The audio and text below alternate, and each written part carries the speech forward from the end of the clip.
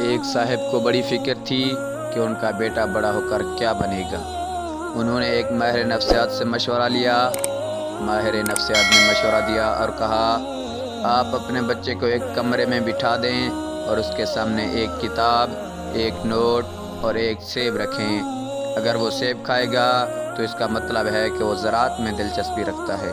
اگر نوٹ اٹھائے گا تو تاجر بنے گا، اور اگر کتاب پڑھے گا تو وہ ادب سے دلچسپی رکھتا ہے۔ ان صاحب نے ایسا ہی کیا۔ بچے کو کمرے میں بٹھایا، خود چوری چھپے اسے دیکھنے لگے۔ بچے نے سب سے پہلے نوٹ اٹھا کر جیب میں رکھا اور پھر کتاب لے کر پڑھنے لگا اور ساتھ ساتھ سیب بھی کھانے لگا۔ اس کا باپ بڑا پریشان ہوا اور سارا ماجرا ماہر نفسیات کو بتایا۔ ماہر نفسیات نے تسلی دیتے ہوئے کہا کہ آپ کا بیٹا بڑا ہو کر سیاستدان بنے گا۔ ایک مرید نے پیر سے عرض کی کہ قبلہ، میں لوگوں کے آنے جانے سے تنگ آ گیا ہوں، بلا وجہ آ کر میرا وقت ضائع کرتے ہیں۔ پیر نے فرمایا، آنے والوں میں جو مفلس ہوں انہیں تو کچھ قرض دیا کرو، اور جو دولت مند ہیں ان سے نذرانہ مانگا کرو۔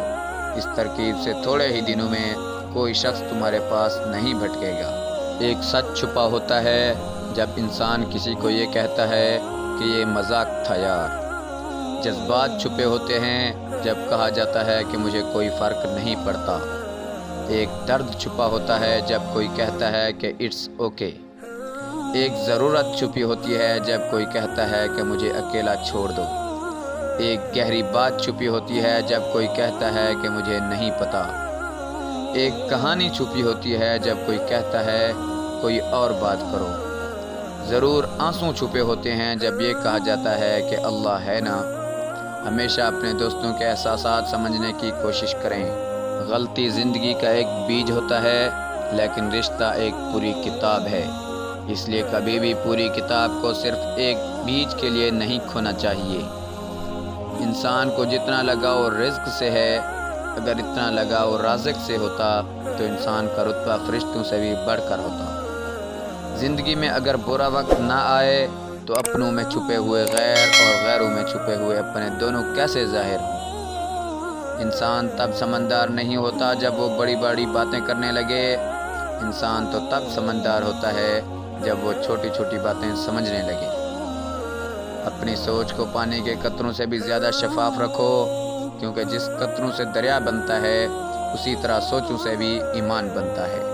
دوستو، چند خطرناک غلطیاں جس سے ہر انسان کو بچنا چاہیے کہ اپنا راز کسی کو بتا کر اس کو پوشیدہ رکھنے کی درخواست کرنا، اس نیت سے عیب کرنا کہ چند مرتبہ کر کے چھوڑ دوں گا، اپنی آمدنی سے زیادہ خرچ کرنا اور کسی خدائی عطیے کا امیدوار ہونا، انسان کے متعلق ظاہری شکل و صورت دیکھ کر رائے قائم کر لینا، اپنے والدین کی خدمت نہ کرنا اور اپنی اولاد سے خدمت کی توقع رکھنا، جو کام خود سے نہ ہو سکے سب کے لیے ناممکن سمجھنا، بیکاری میں آئندہ کے لیے پلاؤ پکانا اور خوش ہونا، اپنے آپ کو سب سے عقل مند سمجھنا۔ یہ ایسی خطرناک غلطیاں ہیں کہ انسان کو برباد کر دیتی ہیں۔ اپنے ہم سفر سے اپنے جیسا ہونے کی امید مت کرو، کیونکہ آپ کسی کا سیدھا ہاتھ اپنے سیدھے ہاتھ میں پکڑ کر اس کے ساتھ نہیں چل سکتے۔ سب سے جلدی راضی ہونے والی ذات اللہ کی ہے۔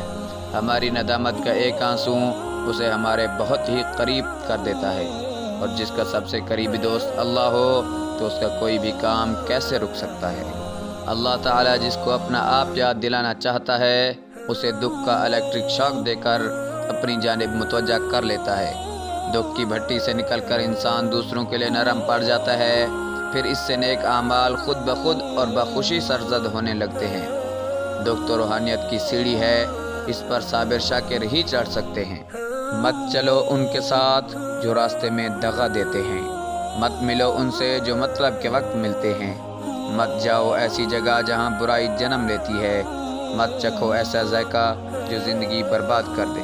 ایک انسان دوسرے انسان سے مایوس ہو سکتا ہے، لیکن انسانیت سے مایوس نہیں ہونا چاہیے، اس لیے کہ انسان صرف زمین میں سانس لیتا ہے اور انسانیت زمانوں میں زندہ رہتی ہے۔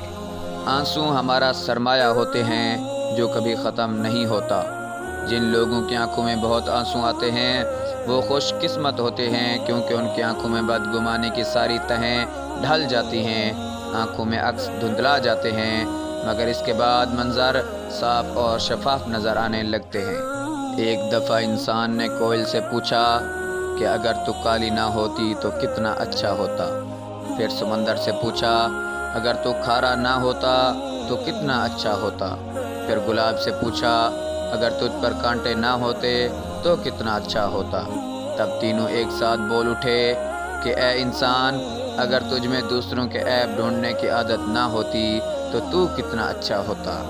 دوستو، ویڈیو کے آخر میں بس اتنا ہی کہنا چاہوں گا کہ نا امید شخص ہر اچھا موقع بھی گنوا دیتا ہے اور پر امید شخص ہر پریشانی میں بھی موقع تلاش کر لیتا ہے۔ اگر انڈے کو باہر سے توڑا جائے تو زندگی دم توڑ دیتی ہے، جبکہ انڈا اندر سے ٹوٹے تو زندگی جنم لیتی ہے۔ مثبت تبدیلی ہمیشہ اندر سے پیدا ہوتی ہے، اپنا اندر بدلیے۔